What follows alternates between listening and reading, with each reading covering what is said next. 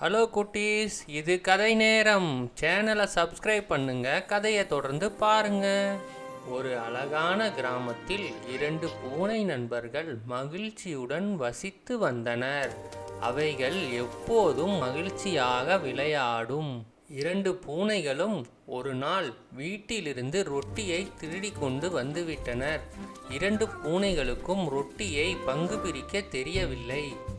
எனவே 2 பூனைகளும் ஒரு குரங்கிடம் ரொட்டியை பங்கு பிரித்து தருமாறு கொடுத்தனர். உடனே குரங்கு காட்டிற்கு ஓடிச் சென்று ஒரு தராசை எடுத்து வந்தது. ரொட்டியை 2 சமமில்லாத துண்டுகளாக பிரித்து தராசு தட்டில் போட்டது.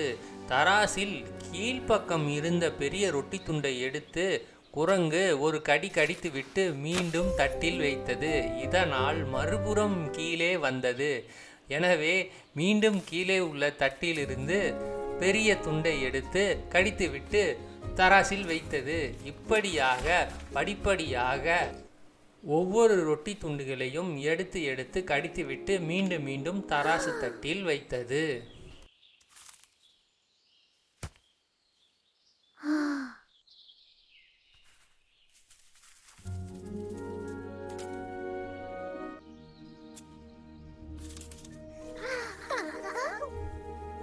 இதை அறியாத பூனைகள் ரொட்டியை சீக்கிரம் பங்கு பிரித்து தருமாறு அடம் பிடித்தன.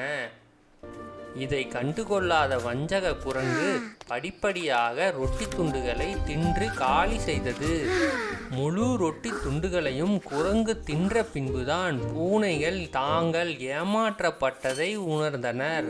அப்போதுதான் குரங்கு என்று வஞ்சத்துடன் சிரித்தது. சோகமாக வீட்டிற்கு செல்லும்போதுதான் பிறரை நம்பாமல் ஒற்றுமையாக நாமே பங்கு பிரித்திருந்தால் ஏமாற்றப்படாமல் இருந்திருப்போம் என்பதை உணர்ந்தது. ஆமா குட்டீஸ், முன்பின் தெரியாதவரை நம்புவதற்கு பதிலாக நாமே ஒற்றுமையாக இருந்துவிட்டால் ஏமாறாமல் இருக்கலாம்.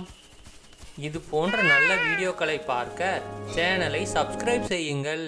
இந்த வீடியோ பிடிச்சிருந்தா உங்கள் ஃப்ரெண்ட்ஸுக்கு ஷேர் பண்ணுங்கள். தேங்க்யூ.